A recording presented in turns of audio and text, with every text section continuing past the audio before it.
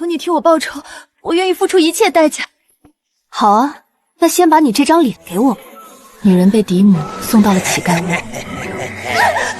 3个时辰后，乞丐们提着裤子离开，女人拿出毒药一饮而尽。快要死的时候，竟然遇到了一个和自己长得一模一样的杀手。我和他互相看着对方，彼此震惊，完全相同的2张脸。少女被坏了身子，已经服毒，快要死了。我是永阳侯嫡女，被继母诱骗出府，找了一群乞丐玷污了我。我失了清白，只能一死。我继母和继妹马上带人来抓我，你与我长得一样，求你替我报仇，我愿意来生当牛做马报答你。侯府嫡女这个名头，正好能掩盖我杀手的身份。正愁没有新的身份躲避追兵，这个身份应该够我好吃好喝的养老了。宋晴死死握紧我的手，在我怀里咽了气。我叹了一口气，杀人不眨眼的我，第一次对一个死人有了一丝同情和怜悯。我刚准备给他找一个有山有水的地方安葬，门口却不合时宜地响起脚步声。2个乞丐走进门，一脸畏足。这千金小姐果然有风韵，那哀求的模样真让人痛。宋夫人可说了，一会儿就带人来，让所有人都看看这女人的下贱样，咱再爽会儿。看到我时，他们的污言秽语戛然而止。哟，双胞胎，咱们兄弟今天有福了！大哥，我先上。我一记重拳砸中他后脑，胖子瞬间倒地抽搐，瘦子惊恐想喊救命，我踱步上前，直接捏碎了他的喉咙。让我厌恶的猎物，必须死得最痛苦。随手掩埋了那2件垃圾，我将真正的宋晴安葬入土。安葬好宋晴，我从卷宗里找出她的身份信息。她是永阳侯宋军独女，出身尊贵，刚出生就和镇南王世子萧玉定了娃娃亲。可惜在她2岁的时候，母亲去世，有了后娘就有了后爹。宋晴在侯府过得小心翼翼，吃不饱穿不暖。在王氏的运作下，宋晴在京都的名声并不好，可她未婚夫的做法更是过分至极。镇南王世子萧玉多次在公开场合表示想退婚，奈何这个娃娃亲是萧玉的母亲去世之前所定。萧玉为了保全她的孝心，自然不好主动退婚，所以他对宋晴恶言相向，更是对宋晴继母生的妹妹宋玉柔一见钟情，想着逼宋晴自己提退婚。为了让自己女儿能嫁给镇南王世子，成为世子妃，王氏对宋晴的折磨更加激烈。我冷笑一声，萧玉可能只是假意喜欢宋玉柔，让王氏和宋玉柔主动打头阵，去逼迫宋晴退婚，为的就是让自己手里干净。现在看来，效果果然很好。王氏不是没想过让永阳侯宋昭主动去退婚，让宋玉柔代替宋晴嫁给萧玉，奈何有先王妃的遗愿横在中间，谁说都无用。除非宋晴主动提退婚。宋晴虽然胆小懦弱，但是她深知一件事，要是她主动退婚了，她就再也逃不出继母的手掌心了。嫁给萧玉，日子虽然不会好过，但是总比在王氏手里讨生活强。所以哪怕王氏对她各种打骂，宋晴也隐约坚持，一直不肯屈服。眼见就要及笄嫁给萧玉，逃离侯府，却想不到王氏铤而走险，把她诱骗出来，想找人毁她身子。她失了清白，被人抓奸当场，就算有先王妃一命，萧玉也是不会娶宋晴的。想到这里，我心中冒出了一个想法，今日这事恐怕不只是王氏的手笔，王氏真有这个手段，也不至于到宋晴及笄才想到这个办法，或许萧玉也在暗中做了手脚。想到这里，我嘴角勾起，袖中的匕首闪着寒光，不禁有些期待起来。我最喜欢杀这种道貌岸然的男人了。我来到宋府，纵身就进入府中，在不惊动下人的情况下，我回了宋晴的院子。准确来说，现在是我的院子，我现在就是宋晴。院子很偏僻，也有些破旧，根本没有丫鬟婆子伺候。我刚把身上的衣服换下来，院子门口就响起了嘈杂的脚步声。还不等我出门，就见一群人浩浩荡荡地闯了进来。领头的3人正是王氏和他的女儿宋玉柔，还有宋晴的未婚夫镇南王世子萧玉。王氏一看见我，脸色顿时气得通红。你怎么回来的？你怎么敢回来的？我笑了笑，一副不解的模样。母亲这话我怎么听不懂？我就出门买个胭脂，为什么不敢回来？宋晴临死前说，今日府里一个丫鬟禀报他，萧玉约他在城外一见，要商讨一下亲事。他本来觉得此事有蹊跷，不想出门，奈何那丫鬟拿出一封信给他，说是萧玉写给他的。他看了信，认出自己确实是萧玉的，这才跟着出了门。只是刚到破庙，就被2个乞丐拖了进去，还灌了药。从乞丐言语间听出是王氏吩咐的，他这才知道上了当。而当时的信件已经随着衣服被乞丐撕碎了，已然没有了证据。王氏厉声呵斥：不可能，有人看到你跟人去私会了，你现在还想瞒着我？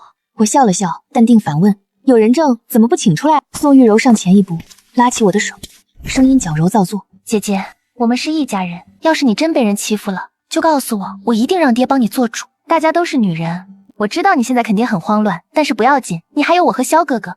看似关心的话，其实用心恶毒，话里话外都在坐实我已经失身的事实。我忍着恶心，刚一抽回手，宋玉柔仿佛被我用力猛推了一把，整个人倒入萧玉的怀里。宋晴，你干什么？玉柔也是关心你，你这个样子当真是不知好歹。我似笑非笑地看着萧玉和宋玉柔，还真是一对狗男女。见我如此，萧玉更加气愤。你这是什么眼神？当真是死性不改！你现在立马给玉柔跪下道歉，否则休想我原谅你，你也休想嫁给我。听着萧玉的话，我微微皱眉。我好像听过类似的话，只是微微一想，我就记了起来。3个月前，我在京中一个宴会上刺杀一个贪官，当时藏在后院的时候，似乎也见过眼前类似的场景。当时好像萧玉也是这么让宋晴给宋玉柔下跪道歉的。当时宋晴也是屈辱的不肯低头，梗着脖子说自己没错。萧玉一甩袖子，如果不下跪，我就退婚。听到这句话后，宋晴就仿佛被人抽干了力气一般，在众人的哄笑中跪在地上给宋玉柔道歉。宋玉柔在一旁劝说着萧玉，只是那双眸子挑衅的看着我，以为我还会和以前的宋晴一样下跪道歉。萧哥哥，你别生气，姐姐不是故意的，她就是被毁了身子，受不了打击，所以才会这样。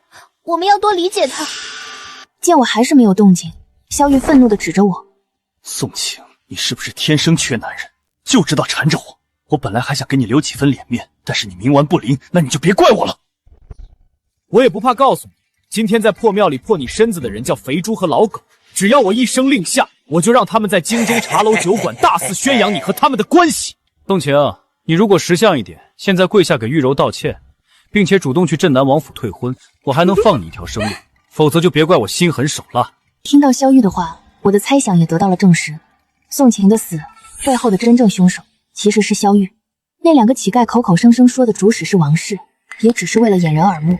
王氏只是萧玉手中的一把刀而已。2个乞丐在行凶的时候有意撕毁萧玉的信件，这就是帮萧玉毁尸灭迹。在萧玉的计划中，宋晴被玷污清白后，肯定跟王氏撕破脸面，闹得满城风雨。继母找人玷污已故主母的女儿，这说出去都是笑话，而萧玉就可以顺势解除婚约，并且不会有任何不利于他的言论。有这样的当家主母，酉阳侯府的名声也算是烂了，连同宋玉柔的名声也好不到哪去。到时候萧玉就可以用镇南王府以后当家主母，不能名声有爱的名义成功甩掉宋玉柔，真是一石二鸟。只是萧玉没想到，宋晴被玷污后，觉得失去逃离酉阳侯府的希望，直接选择服毒自尽了，所以后续也就没了和王氏撕破脸的戏码，还有坏酉阳侯府后宅名声的事了。也怪不得萧玉此刻如此气愤。我看着萧玉，淡淡开口：其实你应该知道我为什么不退婚吧？这是我替真正的宋晴问的。宋晴不退婚是觉得嫁过去是唯一的活路。萧玉没说话，脸上露出不屑。我心中失笑。其实萧玉有很多种方式让宋晴主动退婚，他可以帮宋晴找另外一个家世和性情都很好的夫君，他也可以强势帮宋晴脱离王氏掌控，但是他都没有这么做，他反而选择一个极端羞辱甚至恶毒的方式去逼一个女人退婚，完全不在意这个女人的死活。所以眼前这个男人就是纯粹的恶人，而我最喜欢杀恶人了。见我在一旁不说话，萧玉收起脸上的不屑，露出一丝被忽视的不悦和愤怒。宋晴，你有意装傻？难道到现在你还奢望能嫁给我？宋玉柔和王氏在一旁添油加醋。姐姐，萧哥哥跟你说话呢，你为何不回话啊？我知道你做这些举动是想引起萧哥哥的注意，但是这样未免有些太不尊重萧哥哥了。小贱人，你如今失了身子，已经是残花败柳了，识相一点，主动去镇南王府退婚，你都被人玩坏了，怎么配得上萧世子？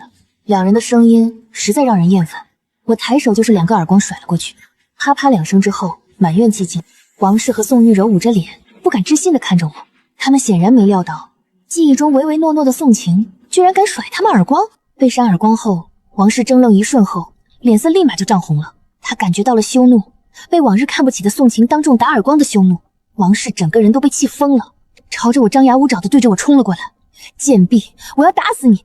我直接抬脚就是一踹，王氏哀嚎一声，倒飞了出去，在地上打了好几个滚。满院子的婢女和婆子乱作一团。宋玉柔惊叫一声，躲到萧玉身后。萧玉也气得全身哆嗦，愤怒地指着我：宋晴，我看你是真的疯了，我今日一定要给你一个教训，我一定要让全京城的人都知道，你耐不住寂寞，和乞丐在破庙颠鸾倒凤，已经是一个残花败柳了，让你成为全京城的笑话。我手里是有人证和物证的，你现在就算跪下来道歉也没用了。人证早就入土为安了。我微微一笑，看着萧玉，萧世子有证据就去吧，就别在我这里狗叫了。萧玉指着我，半天说不出话来。我继续扎心，萧世子不要激动，我一定会嫁给你的，我要跟他慢慢往，这种人渣一刀杀了真是太便宜他了。此时王氏在丫鬟和婆子的搀扶下已经起身，他指着我，满眼怨毒的嘶吼：来人，把宋晴锁起来，让涂嬷嬷过来好好教教她规矩，我要她跪着来求我。满院子的婢女和婆子在听到涂嬷嬷的名字后，齐齐倒吸一口凉气。我知道涂嬷嬷，她的名气不低，在京中贵族圈子也算是左右逢源。她以前是宫里的教养嬷嬷，伺候过宫里的妃嫔，也教导过宫女的规矩，是出了名的不苟言笑。后来她年纪大了，在新皇登基的时候得了恩典，得以出宫养老，而一些贵族人家为了自己的脸面，纷纷花重金邀请涂嬷嬷上门，教导家里奴才规矩。涂嬷嬷眼光也高，非朝堂3品以上府邸她都不愿意去。涂嬷嬷手段狠辣，死在她手里的奴才没有100也有80。不过经过她的调教，那些丫鬟小厮一个个都改头换面，这让她的名气更加大了。至于死去的那些奴才，没人在意，只要最后的结果是好的，那主家也会满意。涂嬷嬷来永阳侯府，是王氏千辛万苦求来的，为的是专门教导宋晴规矩。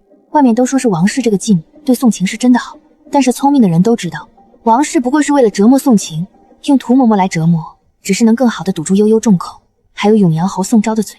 毕竟涂嬷嬷是宫里的嬷嬷，让她来教导宋晴规矩，已经是天大的面子了。就算涂嬷嬷严厉点，宋昭也说不出话来。如果宋晴规矩还是学不好，那肯定也不是涂嬷嬷的错，只是宋晴顽劣不堪，所以王氏这招阳谋也是狠辣，这些我也十分清楚，所以我也有点期待这个涂嬷嬷到底有什么手段。一直等到华灯初上，涂嬷嬷才过来。她是一个人过来的，没有丫鬟和小厮跟着。一个很干瘪的老太太，鹰钩鼻格外突出，耷拉着眼皮看着我。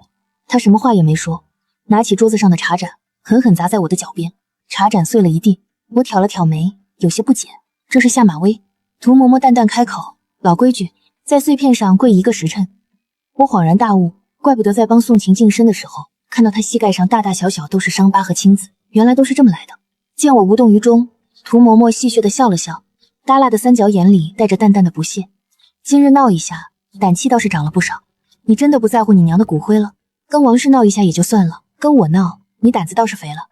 我说过了，要是敢跟我闹，我就让人掘了你娘的坟墓，撒了你娘的骨灰。我可不是王氏那个蠢货，我说到做到。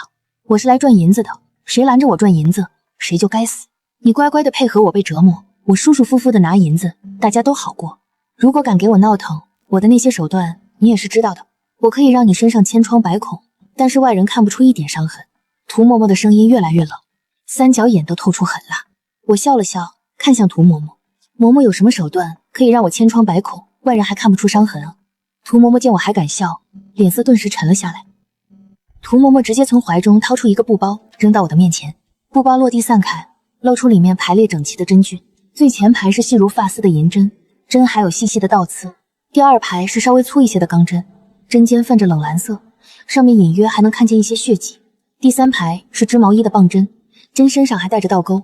见我看向第三排的针，涂嬷嬷炫耀般笑了笑，这可是我的宝贝，它们能扎进去后，这倒钩啊，能勾住你的肉慢慢的往外拉，这是我最喜欢做的。涂嬷嬷说的兴奋，一双眸子肆意的打量着我，想从我脸上看出惊恐和害怕。不过让她失望了，我并不害怕，依然很是淡定，只是对这种深宫嬷嬷多了一些了解。他们一个个果然身怀绝学。我看着涂嬷嬷轻轻一笑，嬷嬷，你知道我最喜欢做什么吗？涂嬷嬷一愣，还没说话，我双眼一眯，身形一闪来到她身边，袖口的匕首直接划破她的咽喉。她惊恐地捂住咽喉，想阻止往外涌出的鲜血，嘴里发出求救的呜咽声，双眸惊恐地看着我。我最喜欢杀人了。涂嬷嬷就这么消失在宋府，没有人知道她去哪了，不会有人觉得是我杀的，毕竟涂嬷嬷凶名在外，不是我一个柔弱女子能动的手。王氏不甘心，又找了几个嬷嬷过来，想教训我，都被我直接赶了出去。我不是没想过杀王氏，主要是外面还有追兵，杀了王氏容易引起注意，所以暂时只能先等等。等我出嫁到了镇南王府，那就可以对王氏动手了。随着我和萧玉成亲的日子越来越近，王氏那边也着急了，他开始撕破脸，居然找了几个家丁冒充采花大盗，晚上悄悄潜进我的院子。当然这些人有来无回，全部悄无声息的没了。王氏被吓到了，也不敢派人来我院子了。宋府一下子就安静下来。2天后，镇南王府放出了消息，萧玉要同时娶我和宋玉柔，王府世子同娶侯府二女。这个消息传出去，京城一下子就热闹起来。宋玉柔就是这个时候来我的院子的，她带着丫鬟小厮浩浩荡荡而来，一身的珠光宝气，显然精心打扮过。看到我，她露出胜利一般的得意。姐姐，就算你拼死不退婚又如何？我还是能嫁给萧哥哥。有我在一日，凭着萧哥哥对我的宠爱，就算你逃离了侯府，依然要活得像条狗一样。我摇摇头，在心中替已经死去的宋晴叹气。如果当初她没死，如今得知这个消息，会多么绝望啊！见我不说话，宋玉柔畅快的大笑，仿佛把多年的憋屈都释放出来。姐姐，现在你就绝望了，往后还有更绝望的日子等着你呢！哈哈哈！我好似看小丑一般看着她，吐出一句话：“你是妾。”这一句话好似暂停键，让宋玉柔的笑声戛然而止。她整张俏脸都扭曲了起来，对着我咆哮：“贱人，我是平妻，是平妻，跟你一样，都是萧哥哥的妻子。”我依然淡淡的开口：“平妻，归根到底就是妾。”宋玉柔被这个妾字刺激到了，但也只能无能狂怒，最后也只能丢下一句狠话：“我们走着瞧，不被爱的才是妾。”成亲的日子很快就到了。王氏为了让宋玉柔压我一头，给宋玉柔准备了各种豪华的嫁妆，而我的嫁妆也只是面子上过得去。在上花轿前，我也终于第一次看见我这个身份的便宜爹——永阳侯宋昭。宋昭今日看着倒是满脸喜色，一个瘦瘦的小老头，看着倒是很精神。他先牵着宋玉柔入了花轿，接着才来服务。看到我的时候，他脸上的笑容僵了僵。你也别怪爹，爹知道你受委屈，但是你受了委屈，这个家才能安稳。你总是别人家的人，爹和王氏才是夫妻，才是相伴一生的人。这话确实没错，就是稍微有点狼心狗肺了一点。一个男人如果连自己的女儿都护不住，那他就不是男人了。他的无视和纵容比王氏更加可恶。王氏毕竟不是宋晴的母亲，但是他是宋晴的父亲啊，所以他也该死。在宋昭牵着我的时候，我手中一闪而过一根银针，在他的手腕处轻轻擦过。我给宋昭用的毒是碧落饮，这种毒很奇妙，一般不会发作，但是如果在1个月内和女人同房，就会马上疯而死。花轿摇摇晃晃进了镇南王府，萧玉带着我和宋玉柔一起对镇南王行了礼。从头到尾，萧玉都牵着宋玉柔的手，而我只是由丫鬟扶着，仿佛他们才是夫妻一般，我才是那个陪嫁的平妻。对此我并不在意，我在意的是镇南王。镇南王一直带兵在外驻守，萧玉其实也算是质子的存在。这一次是为了萧玉的婚事，镇南王才特意回了京。等婚礼结束，他还是要继续回边境驻守的。镇南王手握军权，皇帝本身就忌惮，他自然也是知道父子同在京城最容易出现意外，所以避免出现什么意外，一般镇南王归京都不会超过3天就会离京，而这3天我肯定不会轻举妄动。镇南王能成为义军主帅，自然不是萧玉这样的草包能比的。我可不想被镇南王发现什么蛛丝马迹，所以当萧玉身边的小厮过来跟我说萧玉今夜要睡在宋玉柔房中的时候，我心中是开心的，也省得我动什么手脚。小厮掂量一下手中的金元宝，对我阴阳怪气：趴了高枝也还是野鸡，就算是世子妃又怎么样，还不如侧妃娘娘，人家随手赏的就是这么大的一锭金元宝。我好似没听到一般，宋玉柔也就这种手段了。这小厮明显是收了他的银子过来刺激我的，可惜对我来说真是无关痛痒。谁在乎萧玉的宠爱啊？那是什么脏东西？不过来而不往非礼也，他送了我一个见面礼，那我也得回一个啊。等着月至当空，镇南王府的宾客开始散去后，我褪下喜服，换上夜行衣，出了镇南王府。前后不过1炷香，我就重新回到了宋府。几个纵身就进了王氏的院子。王氏的院子也是静悄悄，显然除了守夜的奴才外，其他人都已经睡下。我直接越窗进入房间。宋昭和王氏都睡得很熟，尤其是宋昭，显然是喝了不少酒，那呼噜打得震天响。我怕惊醒宋昭，所以直接一个手刀，宋昭的呼噜戛然而止，晕厥了过去。王氏现在被惊动了，他猛地睁开眼，正对上我的脸。王氏吓了一跳，张嘴就准备喊人，不过我动作更快，直接捏住了他的咽喉。王氏好似鱼儿离水一般，手脚扑腾着挣扎。我对着王氏笑了笑，惊不惊喜，意不意外？王氏瞳孔骤缩，满脸惊恐，终于意识到我不是宋晴。你是谁？我微微一笑，并不准备告诉他真相。我当然是宋晴了，我亲爱的继母。我时间有限，不能跟你多聊了。我爹说他跟你是夫妻，是过一辈子的人，所以他宁愿牺牲我。我今天就是来试试他说的是不是真的。王氏脸上的惊恐更加强烈，我也不废话，另外一只手从后面捏住王氏的后脖颈，轻轻一捏，王氏扑腾的手脚顿时耷拉了下来，他瘫痪了。王氏彻底晕了过去。我倒是要看看我这个便宜爹是不是真要跟一个瘫痪人过一辈子。这一夜我睡得很香，不等我早起给镇南王这个公公敬茶，他已经带人离开了京城，显然是怕皇上对他动手。我也乐得舒服，慢条斯理的用完早膳，宋玉柔和萧玉就过来了。宋玉柔羞涩的贴着萧玉，整个人仿佛都挂在萧玉身上了。萧玉一脸人族，用眼角睨着我。宋晴，独守空房的滋味怎么样啊？宋玉柔用小拳头轻轻捶着萧玉，萧哥哥太坏了，姐姐肯定伤心啊。萧玉一把握住宋玉柔的手，然后对着宋玉柔霸道一吻。这一吻让宋玉柔软进萧玉的怀里，萧玉很是得意，眼中都带倨傲，仿佛在说你求我，你求我，我就大发慈悲的也吻。我闭了闭眼，只感觉恶心，刚吃的早膳都要吐出来了。好在这种辣眼睛的戏码很快就被打断了。一个小厮快速的跑了进来，他慌慌张张的开口：启禀世子爷，刚刚侯府送来消息，侯夫人昨夜起夜摔倒了，请了御医过去瞧了，说侯夫人口不能言，身子也瘫痪了。萧玉愣在原地，宋玉柔脸上的羞红褪去，已然变得煞白，而我则微微一笑，心情愉悦。宋玉柔是哭着回去又哭着回来的，我自始至终该吃吃该喝喝，根本不管他们。晚上的时候，宋玉柔冲到我的院子就开始砸东西。你就是一个贱人，白眼狼！我娘都变成这样了，你居然还有心情吃吃喝喝。我抬起头朝他微笑，要不我放2串鞭炮庆贺庆贺。宋玉柔气得大叫，指挥着几个小厮，你们把他给我抓起来，我要好好教训他。2个小厮有些迟疑，宋玉柔大怒，萧哥哥宠爱我，整个王府我说了算，今日谁打这个贱人一耳光，我就赏谁一锭金子。那几个小厮闻言有些蠢蠢欲动，其中一个壮着胆子试探着上前。宋玉柔嚣张的大笑，宋晴，我让你得意，我让你幸灾乐祸，我今天让你吃不了兜着走。你们脱他的衣服，脱一件我给10锭金子。财帛动人心，那些小厮一下子就红了眼。最前面那个直接朝着我冲了过来，一只手已经朝着我的衣服抓了过来。我双眼一眯，抽出发间金钗，直接对着那只手扎了过去。金钗整根扎进手心之中，随后就是小厮凄厉的嘶吼。众人吓得后退，连宋玉柔也惊恐地往后躲。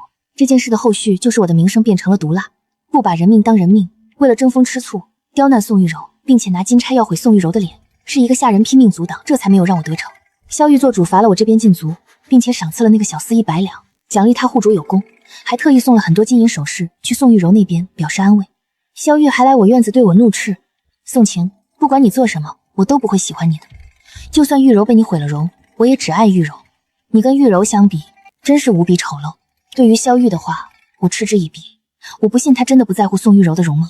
世上男人有几个人能做到始终如一？所以，当永阳侯府传来消息，宋昭马上疯而死的时候，我丝毫不奇怪。这个在我出嫁那日说要跟王氏做夫妻，要相伴一生的男人，在王氏瘫痪不过3日，就忍不住跟一个丫鬟颠鸾倒凤了。有我的碧落银，所以他直接马上疯而死。被发现的时候，还和丫鬟亲密接触呢。他死的窝囊，宋雨柔只觉得丢人，根本不会找人查验尸体。王氏气急攻心，直接昏迷了。大夫说王氏这一次可能挺不过去。宋玉柔哭得肝肠寸断，萧玉心疼的厉害，一直陪在宋玉柔身边。尽管侯府乱成一片，宋玉柔都不忘来我院子刺激我一下。要想俏一身笑，古人诚不欺我。宋玉柔穿着白色校服，整个人柔柔弱弱，我见犹怜。我要是萧玉，也会忍不住心疼。姐姐，你别得意，萧哥哥已经答应我了，等我怀了孩子，就让我当世子妃，让你成为妾室，你永远都斗不过我的。我轻笑，你想怀孕，也要萧玉能行才可以啊。这些日子，我给萧玉饭菜里下的药，应该也快起效了。宋昭的死有些丢人，所以葬礼也办得简单。王氏自从昏迷后，就再也没醒过来。宋玉柔没办法，只能继续侯府和王府两头跑。一开始萧玉还陪着，但是不过半个月，萧玉也不再陪了。他开始跟着之前的好友出入秦楼楚馆。宋玉柔刚开始不在意，但是随着萧玉整日不回府，他就坐不住了。他打听到萧玉所在的那个青楼，直接过去找人。这一找就出了事。我是后来听到丫鬟和小厮议论才知道的。那日宋玉柔不顾阻拦，推开青楼包厢的大门，就看见萧玉满脸潮红的和几个男人抱在一起互相啃着。萧玉还是下面那个，正被几个壮汉宠爱着。宋玉柔气得发疯，和几个壮汉厮打起来，却被萧玉甩了一个耳光。当时很多人都看见了，萧玉是断袖的消息，只是半天时间就传遍了整个京都。萧玉回来就把宋玉柔关进柴房，宋玉柔仿佛疯了一般，见谁骂谁，所有人都不敢接近她。傍晚的时候，我去了柴房，隔着窗户，我看着有些蓬头垢面的宋玉柔。此时的她确实有些疯癫，她嘴里不知道呢喃着什么，时不时还笑一笑。父亲去世，母亲昏迷不醒，最喜欢的丈夫居然还给人当兔爷，甚至为了那些男人，当着那些男人的面甩了她一耳光。如此打击，她当然受不住。看到了吗？男人的宠爱就是如此脆弱。你娘瘫痪不过几日，你爹就跟人厮混。你最为相信的丈夫，觉得可以托付一生的人，也可以为了其他人甩你一耳光。你觉得是你可怜，还是宋晴可怜？我的声音很轻，宋玉柔却仿佛受到了打击一般，整个人疯狂地摇晃着大门。你胡说，你胡说！不是这样的，不是这样的。我没有理会他，直接转身离开。第二日的时候，有下人告诉我，宋玉柔吊死在柴房。萧玉没有伤心，反而还对着宋玉柔的尸体破口大骂。如今他的名声在京都已经毁了。那天整个青楼的人都看见他在几个壮汉身下承欢，那个丑态让他彻底没办法见人了。萧玉觉得没脸见人，躲在房间里喝酒，根本不管事。宋玉柔只是被草席随便裹着下了葬。我作为镇南王府的女主人，自然成了唯一管事的人。萧玉作为镇南王府的世子爷，他既然想喝酒，我自然不会阻止。各种好酒肯定都是要送过去的，送酒的人也要有讲究，必须要五官端正，必须是壮汉，否则怎么能搬动这么多酒？酒池肉林，壮汉环绕，萧玉自然畅快。我去过萧玉的院子，当他承欢在壮汉身下的时候，就看到我正看着他。他有一瞬间感觉到羞恼，仿佛内心最敏感的地方被剖开，让人肆无忌惮的查看。只是这抹羞恼很快就被酒精和刺激冲散，他整个人都沉迷其中。一个人意志被摧毁，整个人和烂泥没什么区别。萧玉就是这样的人，他最看重脸面，所以丢了脸面后只敢躲在府邸。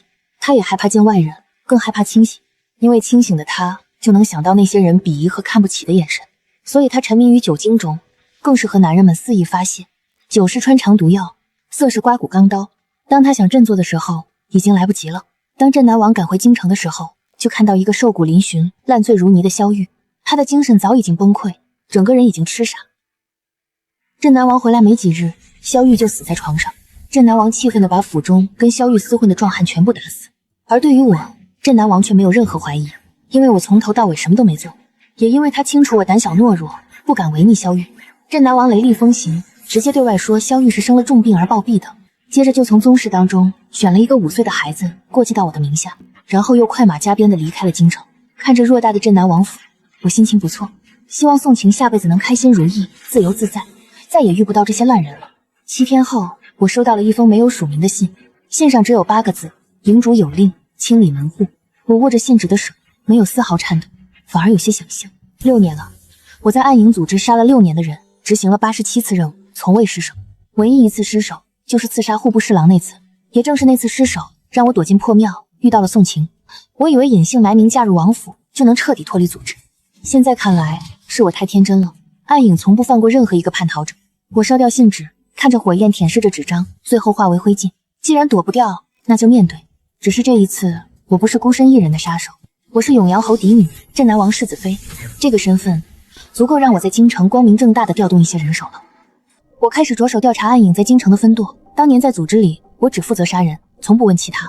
但我知道，暗影在每个重要城池都有分舵，舵主负责接收任务，分派杀手。京城的分舵应该就在东市的某个铺子里。我换了一身寻常妇人的衣裳，带着2个王府的护卫出了门。说是护卫，其实是我这些日子暗中观察挑选出来的。一个叫陈虎，一个叫李豹，是亲兄弟，在王府当差10年，忠心耿耿，身手也不错。更重要的是，他们不识字，听不懂我的一些暗语，但执行力极强，我需要这样的人。东市人多眼杂，我假装逛胭脂水粉，眼睛却盯着周围的铺子，绸缎庄、粮店、当铺、茶馆。暗影的分舵通常会选在茶馆，因为人来人往，街头方便。我的目光落在街角一家叫来顺茶馆的地方，茶馆门口挂着2个红灯笼，左边那个有些歪，这是暗影的暗号，灯笼歪了，表示分舵有变故。我让陈虎和李豹在外等候，自己进了茶馆。茶馆里客人不多，一个小二迎上来，满脸堆笑：“夫人几位，喝点什么茶？”我扫了他一眼，普通的长相，普通的身形，但右手虎口有老茧，那是常年握刀留下的。我坐下，报了一个茶名：雨前龙井。小二眼睛微微一闪，又问：“夫人要单壶还是双壶？”为打探消息，我来到茶馆，与店小二对上暗号。我面色如常：“双壶，1壶热，1壶温。”小二点点头：“夫人稍等，我去给您沏茶。”他转身进了后堂，片刻后出来一个中年人。中年人身形消瘦，留着山羊胡，穿着一身灰布长衫，像个账房先生。他在我对面坐下，压低声音，面生得很，哪一堂的？我看着他，淡淡开口：刑堂，血影。中年人脸色一变，猛地起身，但他动作再快，也快不过我袖中的匕首。匕首抵在他腰间，我笑道：舵主别急着走，咱们聊聊。中年人的冷汗瞬间就下来了。血影大人，您不是已经死了，还是已经叛逃了？他不敢说话。我收起匕首，示意他坐下。组织要清理门户，我知道，但我问你，是谁下的令？中年人吞了口唾沫，是营主亲自下的令。我在暗影6年，从未见过营主的真面目，每次传达任务都是通过不同的联络人，只知道营主武功深不可测，手握整个暗影的生死。我继续问，京城分舵现在有多少人？13个。中年人老实回答，都是乙等杀手，甲等的都调走。调去哪了？不知道。半个月前，营主突然下令调走了所有甲等杀手，只留下我们这些乙等的看门。一切都来得太过巧合，我眉头微皱，陷入沉思。半个月前，正是萧玉出事的时候，营主调走甲等杀手，是不想让我死得太快，还是另有图谋？我给舵主下了毒，告诉他每月需要解药，让他继续给我传递消息。离开茶馆，我心中隐隐不安。营主的行事风格我太了解了，他从不做无用之事，调走甲等杀手，留下乙等，分明是想看看我会不会主动跳出来。既然如此，我就如他所愿。当晚，我让陈虎去了一趟宋府。宋府如今由王氏的娘家兄弟在打理，王家的心思都扑在如何霸占宋家的家产上，根本不管其他。陈虎按照我的吩咐，在宋府后院的枯井里取出了我藏在那里的一个包袱，包袱里是我当年做杀手时用的装备，软剑、飞镖、蒙汗药，还有一套夜行衣。看着这些东西，我仿佛又回到了那个刀口舔血的日子。不过这一次，我不是为了杀人，我是为了活命。3天后，京城分舵舵主传来消息，营主到了京城，我一点都不意外。以营主的性格，既然要清理门户，肯定会亲自来看我死。他喜欢亲眼看着叛徒咽气。为了掌握营主的消息，我继续与舵主保持联系。我问舵主，营主落脚何处？舵主回：城西王家废园。王家废园我知道，是前朝一个王姓官员的宅子，后来官员获罪，宅子荒废，据说闹鬼，无人敢进，确实是个藏身的好地方。当晚月黑风高，我换上夜行衣，带着软剑和飞镖，悄无声息地出了王府。我没有带陈虎、李豹对付营主，他们去了也是送死，这是我一个人的事。王家废园离王府不远，我翻墙入院，里面荒草丛生，断壁残垣。我屏息凝神，感知着周围的动静。突然，一个声音从身后传来：血影，6年不见，你倒是长本事了。我转身看到了营主，他站在月光下，穿着一身黑袍，脸上戴着青铜面具，只露出2只眼睛，那双眼睛比6年前更老了。我握紧软剑，营主亲自来送我，真是荣幸。他轻笑一声：我培养了你6年，你就这么报答我？培养我？我也笑了。你培养我是为了让我给你杀人，我杀了87个人，够本了。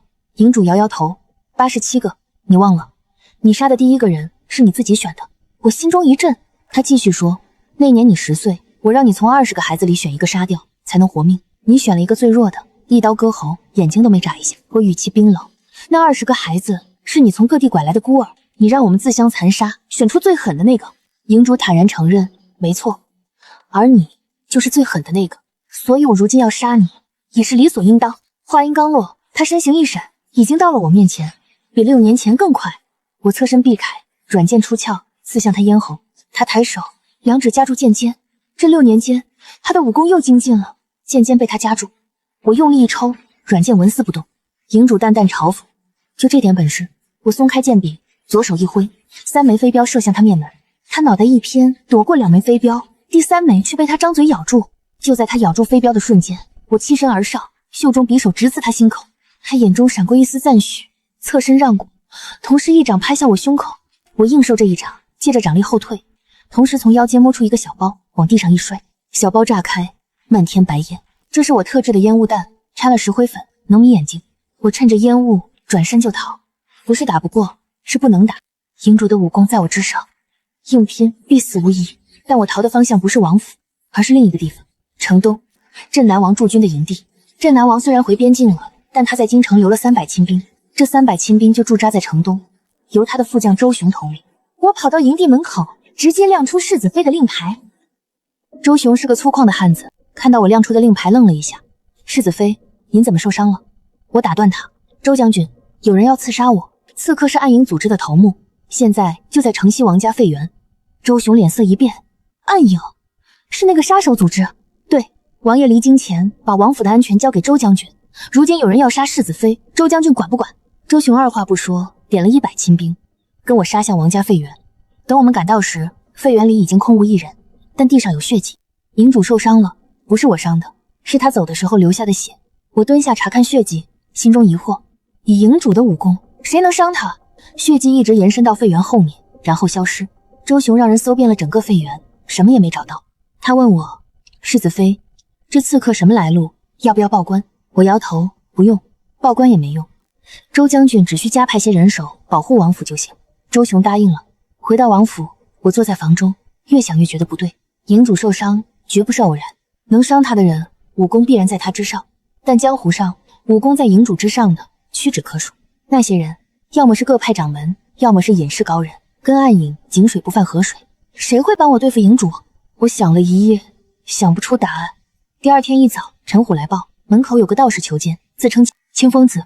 我从未听过这个名字，但我还是让他进来了。清风子是个40来岁的中年道士，一身青布道袍，留着长须，手持拂尘，看起来仙风道骨。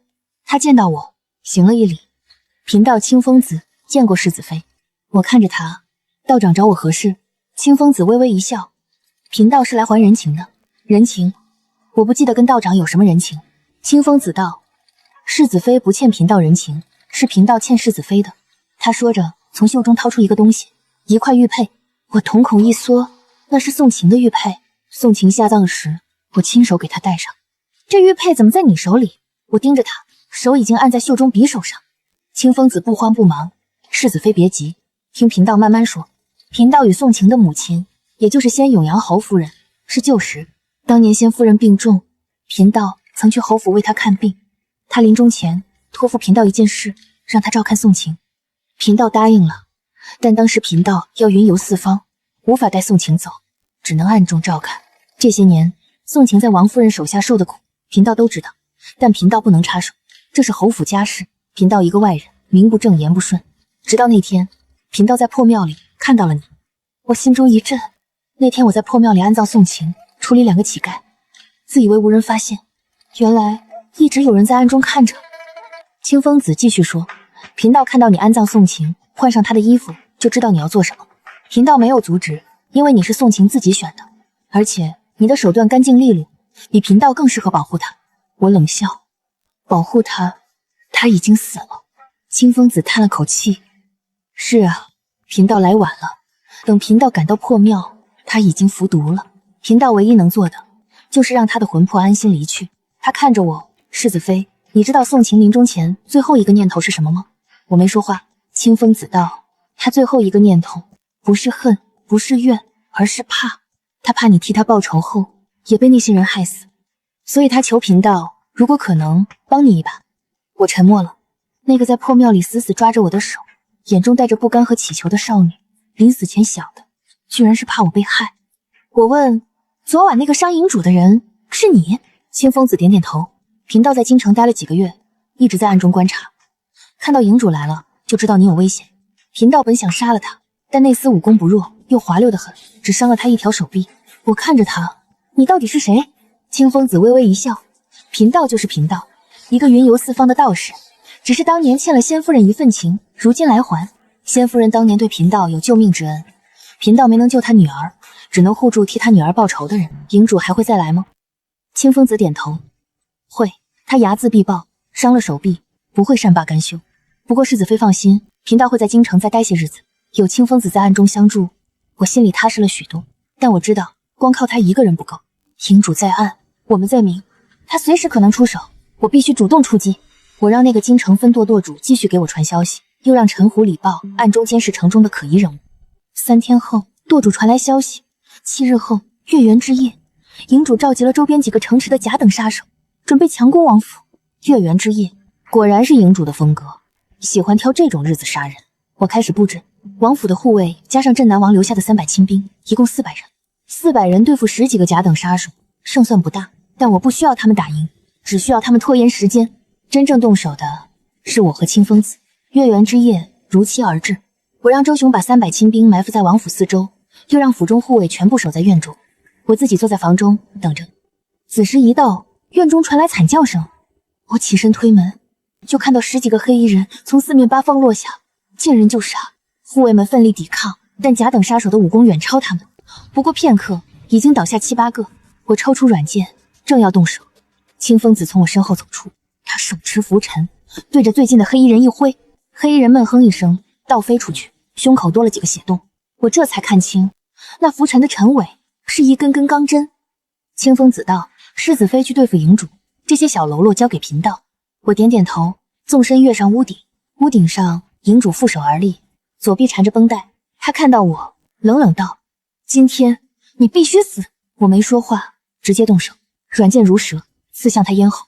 他侧身避开，右掌拍向我胸口。我早有防备，左手一扬，一把石灰粉洒向他眼睛。他闭眼瞬间，我软剑变向，刺向他左臂伤口，剑尖入肉。他闷哼一声，一掌震开我的剑，但我的目的已经达到。他左臂的伤口再次裂开，血顺着袖子滴落。营主低头看了一眼，突然笑了：“好，很好，6年了，你是第一个伤我2次的人。”他伸手撕掉左袖，露出整条手臂，手臂上密密麻麻全是伤疤，最触目惊心的是肩膀处一个烙印。那个烙印我认识，那是军营里的逃兵烙印。你当过兵？我脱口而出。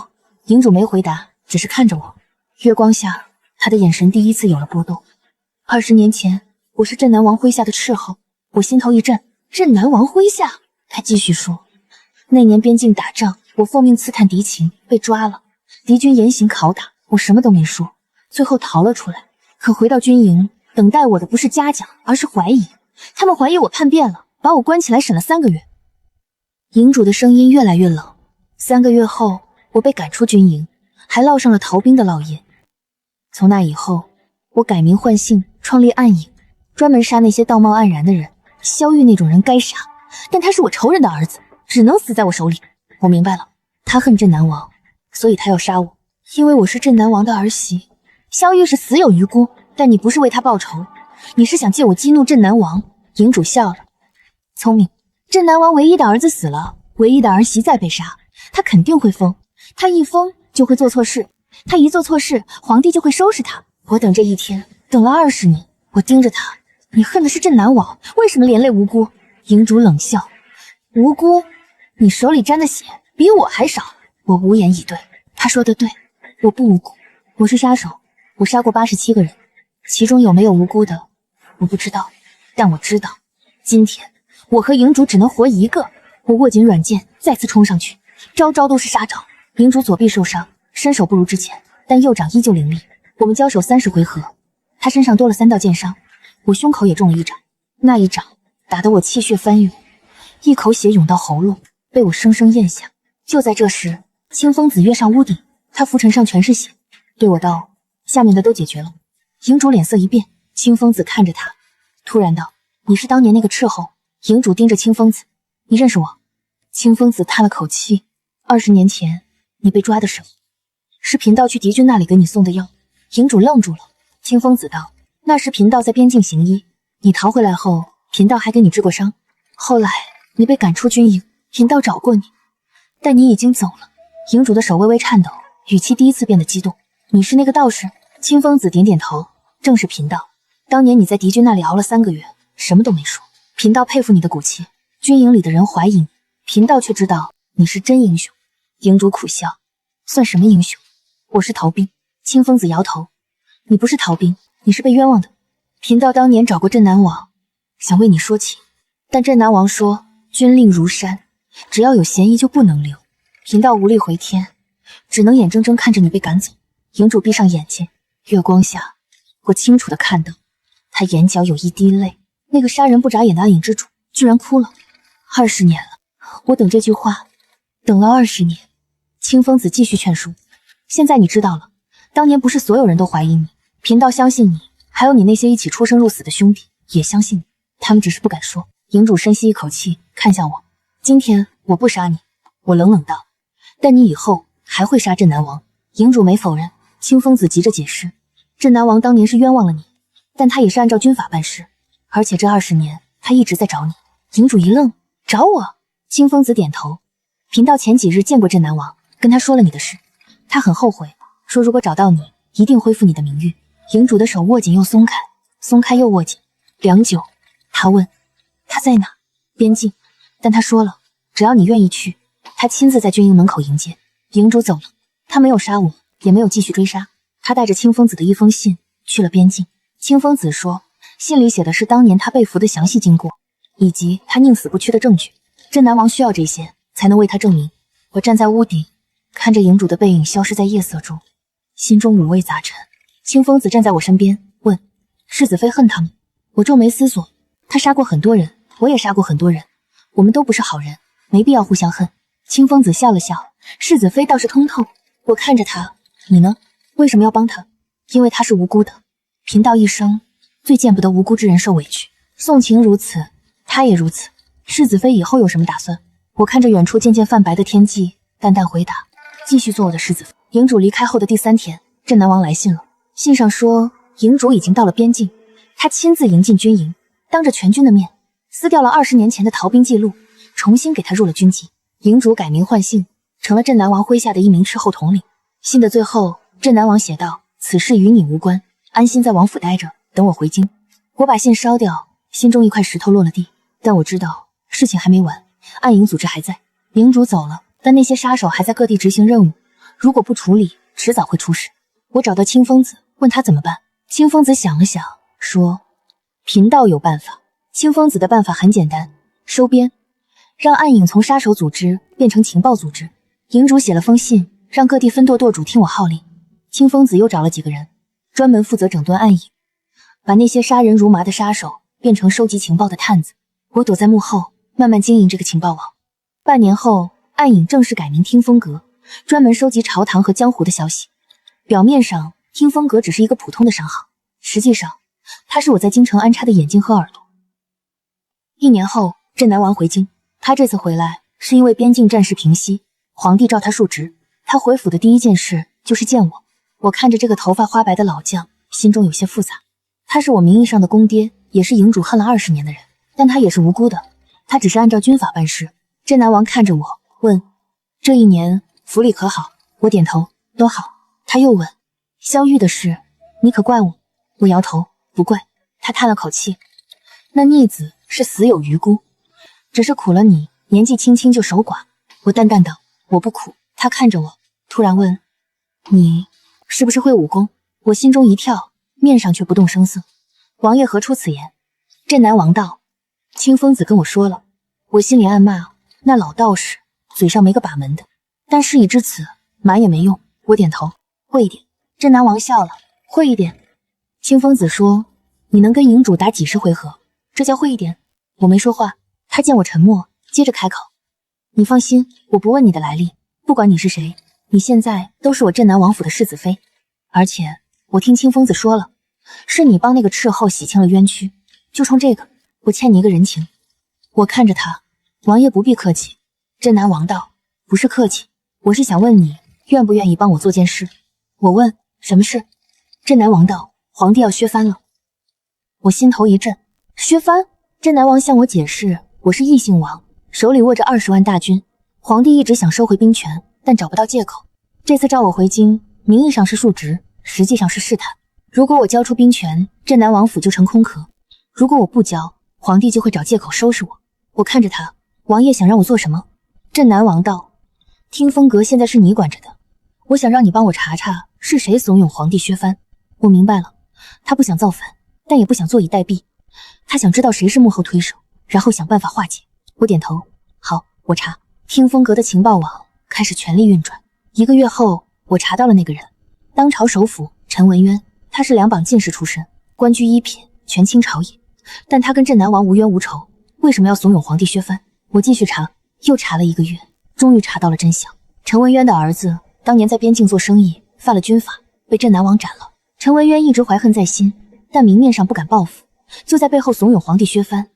他想借皇帝的手报杀子之仇。我把这个消息告诉镇南王，镇南王沉默良久，叹了口气，原来是他。镇南王没有去找陈文渊算账，他只是写了一封信，让人送给皇帝。信里写的是当年陈文渊儿子犯的罪，走私军火，通敌卖国。皇帝看了信，勃然大怒。陈文渊的儿子通敌，他做老子的能不知道？陈文渊怂恿削藩，安的什么心？皇帝立刻下令把陈文渊革职查办，削藩的事也就不了了之。镇南王保住了兵权，也保住了镇南王府。他临走前对我说，以后王府就交给你了。我点头，王爷放心。他看着我，突然笑，你这个人冷是冷了点，但靠谱。镇南王走后，我继续做我的世子妃。听风阁越做越大，消息从京城传到边境，从朝堂传到江湖。我知道皇帝哪天心情不好，知道哪个大臣跟哪个小妾私会，知道哪家商号要破产，知道哪个江湖高手来了京城。这些消息有的有用，有的没用，但我都留着，因为说不定哪天就能派上用场。3年后，皇帝驾崩，新皇登基。新皇年轻，锐意进取，想干一番大事业。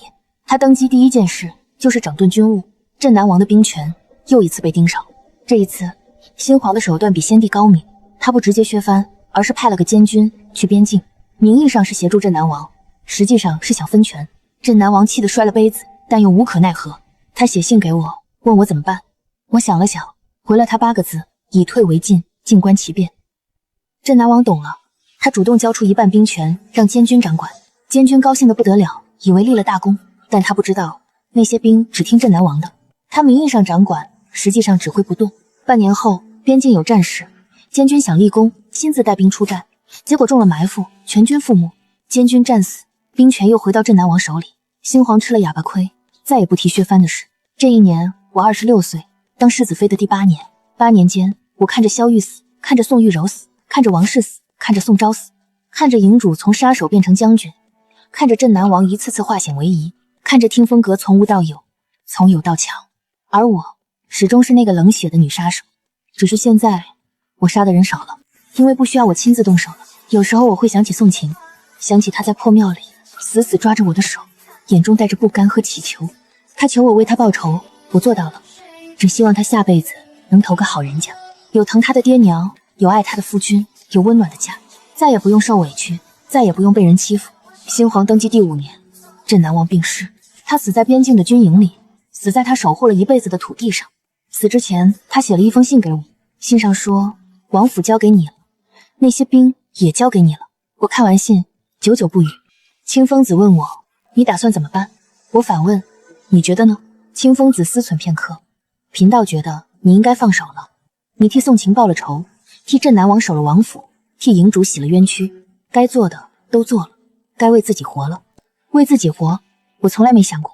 想了一夜，第2天我做了个决定，我把听风阁交给陈虎礼报，让他们继续经营，把王府的产业清点清楚，交给镇南王族中的可靠之人。